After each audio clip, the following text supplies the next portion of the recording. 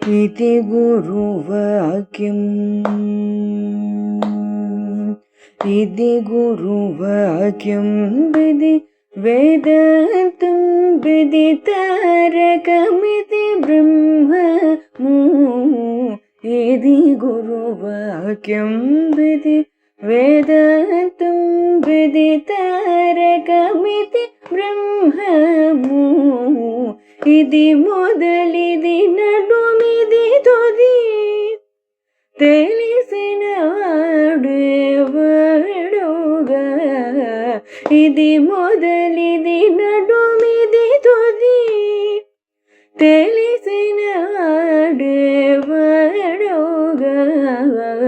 ఇది గురువాక్యం విధి వేదాంతం విదితారకమితి బ్రహ్మము ఇది గురువాక్యం. శ్రీశ్రవణ ఛానల్కి శ్రోతలందరికీ కూడాను మరొకసారి స్వాగతం. ఈరోజు మనం విన్న ఈ కీర్తన పాడినవారు శ్రీమతి పావని. ఆ అమ్మాయికి మరొకసారి ఆశీస్సులు తెలియజేస్తూ ఇది గురువాక్యము అంటూ మనం మొదలుపెట్టుకున్నాం. జగద్గురువుల వారు మనల్ని తరింపజేయడానికి ఇచ్చినటువంటి వాక్యాలతోటి కూడినటువంటి ఈ గ్రంథాన్ని, మోహముద్గరాన్ని మనం వినబోతున్నాం. వినబోయే ముందు భగవత్పాదుల వారి గురించి మరొక్కసారి తలంచుకొని ఆ తర్వాత మనం గ్రంథాన్ని మొదలు పెడదాం. శృంగేరి మఠం వారి సమాచారం ప్రకారం ఆయన 684 నుంచి 716 మధ్య కాలానికి చెందినవారని, బ్రహ్మానందుడు వారు రాసిన దాన్ని బట్టి 778లో పుట్టి 820లో పరమపదించినట్లుగానూ ఉంది. ఏది ఏమైనా ఆ మహానుభావుడు అతి చిరు వయస్సులోనే మనందరికీ అద్భుతమైన సాహిత్యాన్ని అందించి వెళ్లారు. అలాంటి ఆ జగద్గురువులు పుట్టిన గ్రామము కాలడి అని కేరళలో ఉంది. నంబూద్రి బ్రాహ్మణ కుటుంబంలో ఆయన జన్మించారు. తల్లి పేరు సతీ, శంకరాచార్యుని తండ్రి పేరు శివగురువు. శంకరుల వారికి ఉపనయనం జరగకముందే తండ్రి మరణించినట్టుగా మనకి పెద్దలు చెప్తుంటారు. తల్లిని ఒప్పించి 8వ ఏటనే సన్యాసాన్ని స్వీకరించిన శంకరాచార్యులు వేదాంత సారాన్ని, అద్వైత సాధనను నర్మదా నదీ తీరాన ఉండే గోవిందపాదుల వారి దగ్గర నేర్చుకున్నారు. శంకరాచార్యులు 8వ ఏటనే చతుర్వేది అయిపోయారు. 12 ఏళ్లకే సర్వశాస్త్రవేత్తగా ఆయన భాషించారు. 16 ఏళ్ల వయసుకి భాష్యకారుడిగా ఆయన ఎదిగారు. ఇక దీనికి ముందు ఒక చిన్న కథ చెప్పుకుందాం మనం. ఒకప్పుడు సత్యలోకంలో బ్రహ్మ సరస్వతులు కలికాలంలో రాబోయే పరిస్థితుల గురించి చర్చించుకున్నారట. వేదాన్ని ద్వేషించే నాస్తికులు వస్తారని వారు చెప్పుకున్నారు. బ్రహ్మ సరస్వతులు ఈ విషయాన్ని చర్చించుకుంటున్న సమయంలో దూర్వాస మహర్షి అక్కడికి వచ్చారు. చర్చల వేడిలో బ్రహ్మ సరస్వతులు ఆయన గమనించలేదు.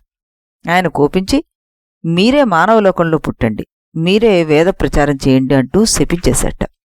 కలి ప్రవేశించాక వేదోక్త కర్మలను నిందించే నాస్తిక మతాలు పెరిగిపోయాయి. ఆ సమయంలో బ్రహ్మదేవుడు మహిష్మతీపురంలో మండనమిశ్రుడు అనే పండితుడుగా పుట్టాడు. సరస్వతి ఉభయభారతి అనే పేరుతోటి ఆయనకు భార్యగా అవతరించారు. వీరిద్దరూ కుమారుల భట్టు శిష్యులయ్యారన్నమాట. విశ్వరూపుడైన ఆ బ్రహ్మ సాక్షాత్ మండనమిశ్రుడే. శంకర భగవత్పాదుల వారి చరిత్ర అధ్యయనం చేసేటప్పుడు కుమారుల భట్టు గురించి తెలుసుకోవడం అత్యంత ఆవశ్యకం. కుమారుల భట్టు తీవ్ర వైదిక మతాన్నాయి. ఆయన ప్రయాగలో ఉన్నారు. ఆ కాలంలో బౌద్ధమతం విజృంభించింది.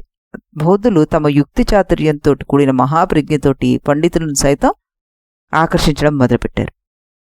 వైదిక ధర్మం అనేక నియమాలతో కూడింది. కష్టమేమీ పడకుండా నేరుగా మోక్షం అనే వాదము సామాన్యుల్ని బాగా ఆకర్షిస్తుంది కదా. అరచేతిలో వైకుంఠాన్ని చూపేలాంటిదన్నమాట ఇది.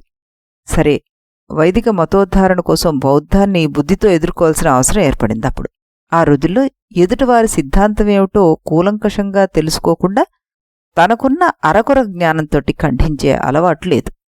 ఖండించబోయే ముందు తాము ఖండించబోయే సిద్ధాంతాన్ని ఆ సిద్ధాంతానికి చెందిన వారు సైతం వివరించలేనంత చక్కగా వివరించగల నైపుణ్యం గలవారిని భాష్యకారులు అంటారు. కుమారులకు వైదిక ధర్మం ఖచ్చితంగా సత్యమేనని నమ్మకం ఉంది. అయితే బౌద్ధ ధర్మం ఏమిటో తెలుసుకోకుండా దాన్ని ఖండించడం ఎలా? ఆ రోజుల్లో బ్రాహ్మణులకు బౌద్ధ విద్యాలయంలో ప్రవేశం అంత తేలిగ్గా దొరికేది కాదు. కుమారుల భట్టు బౌద్ధుని వేషంలో 7 అంతస్తుల బౌద్ధ విశ్వవిద్యాలయంలో చేరారు. బౌద్ధాచార్యులు వేదదూషణ చేస్తున్నప్పుడు ఈయన కళ్ళ వెంబటి ధారాపాతంగా నీరు కారేదిట. బౌద్ధాచార్యులకు అనుమానం వచ్చి అడిగితే, మీరింత చక్కగా వేదాన్ని విమర్శిస్తున్నారో తెలుసుకుని ఆనందంలో కన్నీరు వస్తున్నాయి అని చెప్పేవారట ఆయన. ఎంత దాచుకుందామనుకున్నా వీరి వైదిక అభిమానం దాగలేదు. నేర్చుకోవాల్సింది పూర్తయిన తర్వాత బౌద్ధాన్ని వారి ముందే ఖండించడం మొదలుపెట్టారు ఈయన. బౌద్ధులు కుమారీల భట్టును 7 అంతస్తుల భవనం నుండి కిందకు తోసేశారు. కింద పడిపోతూ, వేదమే గనక ప్రమాణమైతే నాకు ఆపద కలగగుండుగాక అంటూ ప్రార్థించట. అయితే అన్న అనుమానం సూచకమైన పదం రావడంతోటి వారి కంటికి రాయి తగిలి గాయమైందిట. బౌద్ధం గురించి కూలంకషంగా తెలుసుకున్న కుమారీల భట్టు ముందు బౌద్ధులెవరూ వాదనలో నిలవలేకపోయారట. పండితుల్లో రాజ్యసభల్లో తిరిగి వేదాన్ని ప్రతిష్ఠాపించారు ఆయన. జైమిని మహర్షి రాసిన ధర్మసూత్రాలకు అంతకు పూర్వమే శాబర భాష ఉంది. శాబర భాషానికి వార్తికం రాసినవారు ఈ కుమారీల భట్టు. శంకర విజయాలను పరిశీలించిన బౌద్ధులను నిలవరించిన ఘనత ఈ కుమారీల భట్టుదే. ఒక రకంగా వైదిక ధర్మం సుప్రతిష్టమైందనే నమ్మకం కలిగిన తర్వాత కుమారిలుడు తాను చేసిన దోషాలకు కర్మమార్గ తత్పరులు కాబట్టి శాస్త్రవిహితమైన మార్గంలో ప్రాయశ్చిత్తం చేసుకోవాలనుకున్నారు. వీరు చేసిన తప్పులేమిటి? విద్య నేర్చుకున్న గురువులను వంచించి వారినే వాదనలో జయించి పరాజితులను చేయడం ఒకటి. బౌద్ధులకు కర్మలు లేవు, ఈశ్వరుడు లేడు. కాని మీమాంసులకు కర్మ ప్రధానం. అయితే ఈశ్వరుడు వీరి దృష్టిలో ఫలప్రదాత కాదు. ఈశ్వరుడు ఉంటేనేమి లేకపోతేనేమిటి, చేసిన కర్మకు ఫలితం ఉంటుంది అనేది వారి సిద్ధాంతం. శాబర భాష్యానికి రాసిన వార్తికాల్లో ఈ కుమారుల భట్టు ఈశ్వర అప్రధానతత్వాన్ని నిరూపించారు. ఇది 2వ లోపం. ఈ 2 తప్పులకు ప్రాయశ్చిత్తంగా ఊకరాశిలో కంఠం దాకా కప్పబడి నిదానంగా ఆ అగ్నిలో కాలిపోవడమే. చాలా బాధాకరమైన శిక్ష అది. కుమారుల భట్టు శాస్త్రం అందున్న ప్రమాణ బుద్ధి అటువంటిది. ప్రయాగలో త్రివేణి తీరాన తుషాగ్ని ప్రవేశం చేశారు ఆయన అని చెప్తుంటారు మనకి. అసలు ఇక్కడ మనం ఈయన గురించి ఎందుకు చెప్పుకున్నాం అంటే, శంకరులకు ఈ కుమారుల భట్టు చేత తమ భాష్యానికి వార్తికం రాయించుకోవాలనే ఉద్దేశం ఉందిట. వారికి తమ సిద్ధాంతం ఉందన్న ప్రగాఢ విశ్వాసం అటువంటిది. మీమాంసకులైన కుమారులను ఒప్పించగలను అనడంలో ఆయనకు సందేహం లేదు. శంకరులు బౌద్ధులనో జైనులనో ఎక్కువ మందిని వాదంతో కలిసి జయించవలసిన అవసరం ఏర్పడలేదు. అలాగని వారి నిరీశ్వర మతాలను ఖండించలేదని కాదు. అవసరం వచ్చినప్పుడు నిర్ద్వందంగా ఖండించారాయన. కాని వారి పరమోద్దేశం వైదికమైన వివిధ సిద్ధాంతాల మధ్య ఒక సమన్వయాన్ని ఏర్పరచడం. అందువల్లనే శంకరులకు అన్ని వైదిక మతాలు సమ్మతాలే అయ్యి వాటిని సమన్వయపరుస్తూ చివరి స్థితి అద్వైతమనే శృతి మతాన్ని వారు సృష్టీకరించారు. అయితే ఇక్కడ మనం ఏం చెప్పుకుంటున్నాం అంటే, శంకరులు ప్రయాగ చేరేసరికి ఈ కుమారుల భట్టు తుషాగ్ని ప్రవేశం చేసి ఉన్నారని విని త్రివేణి తీరంలో వారిని కలిశారు. శంకరుల కీర్తి వారి భాష్యం గురించి అంతఃపూర్వమే విని ఉన్న ఈయన సాదర వాక్యాలతోటి ఆహ్వానించారు. తాము వచ్చిన కార్యం వివరించారు శంకరులు. అంతటి బాధలోనూ భాష్యపీఠికను ఆమూలాగ్రం విని చివరి దశలో ఆత్మజ్ఞానం ఉపదేశించడానికి శంకరులే వచ్చారని ఎంతో సంతోషించట ఆయన. తాను ఆసక్తులే ఉన్నందున రాయలేకపోతున్నానని, లేకపోతే 8000 శ్లోకాలతోటి ఈ భాష్యం పైన వార్తికం రాయాలనిపిస్తోందని అన్నారట ఈ కుమారుల భట్టు. ఇప్పటికీ మునిగిపోయిందేమీ లేదు. మీరు ఒప్పుకుంటే పరమేశ్వరానుగ్రహం వలన మీరు తిరిగి స్వస్థులవుతారు అన్నారట శంకరాచార్యులు. దేహత్యాగం తనకు సరి అయిన ప్రాయశ్చిత్తం అన్న దృఢ నిశ్చయంతో ఉన్న కుమారుల భట్టు దానికి ఒప్పుకోలేదు. నా శిష్యుడు మాహిష్మతీపురంలో ఉన్న విశ్వరూపుడు నా అంతటివాడు, నాకంటే కర్మపై ఎక్కువ శ్రద్ధ కలవాడు. వాడితోటి వాదించి వాణ్ణి మీ శిష్యునిగా స్వీకరించండి. అతడు సమర్థవంతంగా వార్తికం రాయగలడు అన్నట్ట ఈ కుమారులుడు. అలా చెప్పి శంకరుల సన్నిధిలో గంగానదీ తీరాన ఆత్మైక్యం పొందారు ఈ భట్టుగారు. మండనమిశ్రుడు ఆయన శిష్యుడే. ఆయనను మించి కర్మవాదాన్ని ప్రచారం చేశాడు. విశ్వరూపుడంటే ఈ మండనమిశ్రుడే. కుమారులుడు వేదంపైన తదుదాహృతమైన కర్మానుష్ఠానంపైన అఖండితమైన విశ్వాసం కలవారు. కర్మానుష్ఠానం వల్ల చిత్తశుద్ధి కలుగుతుంది. అటువంటి చిత్తం ఆత్మసాక్షాత్కారానికి అత్యంత ఆవశ్యకం. చిత్తశుద్ధులు కలవారే వేదాంతాభ్యాసానికి సరియైన అధికారి. వారికి తుదిలో జ్ఞానబోధ చేయడం ద్వారా శంకరులు వారిని ముక్తులు చేశారనడంలో సందేహం లేదు. సాక్షాత్తు మహాశివుడే ఈ శంకరాచార్యుడుగా అవతరించి ఉపనిషత్ తత్వాన్ని ప్రబోధించసాగాడు. మండనమిశ్రుడికి ఉపనిషత్ తత్వం అంటే గిట్టదు. శంకరాచార్యుడు అతన్ని సంస్కరించాలని నిర్ణయించుకుని అతని ఇంటికి వచ్చాడు. ఆ సమయానికి మండనమిశ్రుడు ఇంటి తలుపులు వేసుకుని లోపల తన తండ్రి శ్రాద్ధకర్మ చేస్తున్నారు. శంకరుడు యోగశక్తితోటి ఆకాశ మార్గంగా ఆ ఇంట్లోకి వెళ్ళిపోయారట. అక్కడ వ్యాసుడు జైమిని భోక్తలుగా కూర్చుని ఉండడం చూశారాయన. సన్యాసి రావడంతో శ్రార్థం చెడిపోతుందని భావించిన మండనమిశ్రుడు నిందించసాగాడు. వ్యాసుడు అతన్ని వారించి శ్రాద్ధ సమయంలో యతి వస్తే విష్ణు స్థానంలో కూర్చోబెట్టాలని నిర్ణయించారట. శంకరుడుకు నాకు కావాల్సింది అన్నభిక్ష కాదు, వాదభిక్ష అన్నట్ట. శ్రాద్ధకర్మ అయిన తర్వాత వాదన సభ ప్రారంభమైంది. వ్యాస జమినీలిద్దరూ ఉభయభారతీదేవియే న్యాయ నిర్ణేత అని నిర్ణయించేశారు. ఆమె మాత్రం నాకు ఇంటి పనులే ముఖ్యం కనుక మీ మెడల్లో పూలమాల ధరించండి, ఎవరి మాల వాడిపోతే వారు ఓడిపోయినట్లు అంటూ నిర్ణయం చెప్పేసిందిట.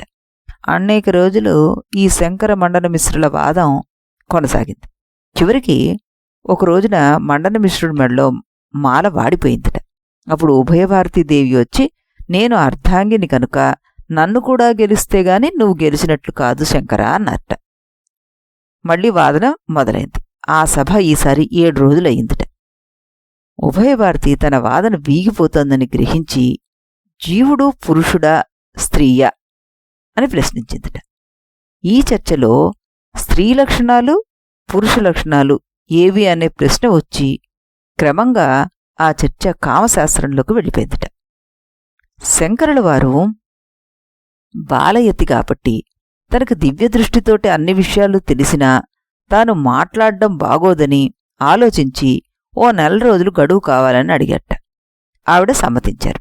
అప్పుడు శంకరుల వారు అప్పుడే మరణించిన అమరుకరాజు శరీరంలోకి ప్రవేశించి అతని అంతఃపురంలో 4 రోజులున్నట్ట. రాజపత్నిని తాను ముట్టుకోరాదని ఆంక్ష పెట్టి ఆమెను గురువుగా స్వీకరించి కామసూత్రాధ్యయనం చేశారు ఆయన. అప్పుడే ఆయన అమరు కావ్యం అనే గ్రంథం కూడాను రాశాడని చెప్తుంటారు. ఇంతలో ఒక కొండ గుహలో దాచిన తన సొంత శరీరానికి అగ్ని ప్రమాదం ఏర్పడిందని గ్రహించి శంకరుడు వెంటనే రాజశరీరం వదిలి తన శరీరంలోకి ప్రవేశించి లక్ష్మీ నృసింహకరావలంబ స్తోత్రం చెప్పి కొంత కారిన తన శరీరాన్ని మళ్లీ సరిచేసుకున్నారట. శంకరుడు మళ్లీ వాదానికి వచ్చేసరికల్లా ఉభయభారతికి విషయం అర్థమైపోయింది. స్వామి, నువ్వే శివుడివి, మా శాపాలు పోగొట్టి మమ్మల్ని మా లోకానికి తీసుకుపోవడానికి నువ్వు వచ్చావని నాకు తెలుసు. నా భర్తని నీ శిష్యుడిగా స్వీకరించు అని చెప్పి అంతర్ధానమైపోయిందిట. వెంటనే శంకరాచార్యుడు తన మంత్రబలంతో ఆమెను వెళ్ళిపోకుండా నిలబెట్టి, అమ్మా, ఉపనిషత్తులు చెప్పే జ్ఞానమూర్తివి నువ్వే అని నాకు తెలుసు. లక్ష్మీ పార్వతీ సరస్వతీ రూపాలను స్వీకరించే శారదవు నీవే కనుక నేను స్థాపించబోయే పీఠాలన్నిట్లోనూ నువ్వు అధిదేవతగా ఉండి అందరికీ సంపదనను జ్ఞానాన్ని అనుగ్రహిస్తూ ఉండవలసింది అంటూ ప్రార్థించారట. ఆవిడ అంగీకరించింది. తరువాత శంకరాచార్యులు వారు మండనమిశ్రుడికి సన్యాసమిచ్చి సురేశ్వరాచార్యుడు అని పేరు పెట్టారు. ఈ రకంగా ఆదిశంకరాచార్యులు చూపిన మహిమలు కోకొల్లలు, చిత్ర విచిత్రాలు ఎన్నో ఉన్నాయి. ఆయన ఔదార్యం అనిర్వచనీయం. పేద బ్రాహ్మణుల కోసం లక్ష్మీదేవిని స్తుతించి కనకధారాస్తవం సృష్టించి వారికి ఐశ్వర్యం కలిగేలా చేశారు. అంతటి శక్తిమంతుడై ఉండి కూడా అతి సామాన్య జీవితాన్ని గడపడం సర్వమానవ సమానత్వానికి మానవతా దృక్పథానికి ప్రత్యక్ష దృష్టాంతం అని చెప్పక తప్పదు. శంకరుడు తన యాత్ర కొనసాగిస్తూ తుంగభద్రా తీరాన గల శృంగేరికి వచ్చారు. అక్కడ ఒక వింత దృశ్యం ఆయన కంటపడింది. ఒక కప్ప ప్రసవిస్తూ ఉంటే ఒక పాము తన పడగతోటి దానికి నీడపడుతోందిట. అది చూసి ఆ క్షేత్ర మహత్వాన్ని గ్రహించారు శంకరుల వారు. అక్కడ ఒక శిలపైన శ్రీచక్రాన్ని లిఖించి దానిలోకి శారదాంబను ఆకర్షింపజేసి అక్కడ తన ప్రప్రథమ పీఠాన్ని నెలకొల్పారు ఆయన. ఆ తర్వాత ఆయన 4 దిక్కుల్లోనూ పీఠాలను స్థాపించారు. ఈ పీఠాలన్నిట్లో కూడాను చంద్రమౌళీశ్వరులే ప్రధాన దేవతలు అన్నమాట. ఎందరినో ఎన్నో విధాలుగా ఆశ్చర్యచకితులను చేసిన శ్రీ శంకరాచార్యుల వారు అతి చిన్న వయసులోనే కన్ను మూయడం మనందరం చేసుకున్న దురదృష్టం. ఆయన దేహత్యాగం కైలాస పర్వతంలో జరిగిందని కొందరు, కేరళలోని త్రిచూర్లో జరిగిందని మరికొందరు, తమిళనాడుకు చెందిన కంచిలో జరిగిందని ఇంకొందరు. ఇప్పటికీ ఈ అనుమానాలు వ్యక్తం చేస్తూనే ఉన్నారు. శంకరాచార్యుల వారిది 32 సంవత్సరాల స్వల్ప జీవితమే అయినా కొన్ని యుగాల వరకు సరిపడే చరిత్రను అందించిన ఘనత ఆ మహానుభావుడిదే. అతి పిన్న వయస్సులోనే బ్రహ్మసూత్రాలు, ఉపనిషత్తులు, భగవద్గీతలపైన శంకరాచార్యుల వారు భాష్యాలు రాశారు. ఈ మూడింటిని కలిపి ప్రస్థానత్రయం అని మనం చెప్పుకుంటూ ఉంటాం. అపరోక్షానుభూతి, పంచీకరణము, వివేక చూడామణి, భజగోవిందం, శతశ్లోకి, శివానందలహరి, సౌందర్యలహరి, ఆనందలహరి, నవరత్నమాలిక మొదలైన గ్రంథాలు ఎన్నో రాశారు ఈ మహానుభావులు. వేదాలు, స్మృతులు శ్రీ శంకరుల అవతారం వల్లనే పునరుద్ధరించబడ్డాయి అనడంలో ఏమాత్రం అనుమానం లేదు. వాటి పునరుద్ధరణ వల్లనే శ్రీరామనవమి, కృష్ణాష్టమి, సంక్రాంతి మొదలైన పండుగలు జరుపుకోవడం అనే ఆచారం మళ్ళీ మనకి పునరుద్ధరించబడింది. శంకరులంటే ప్రపంచానికి ఆనందాన్ని కలిగించేవాడు. ఆయనే శివుడు.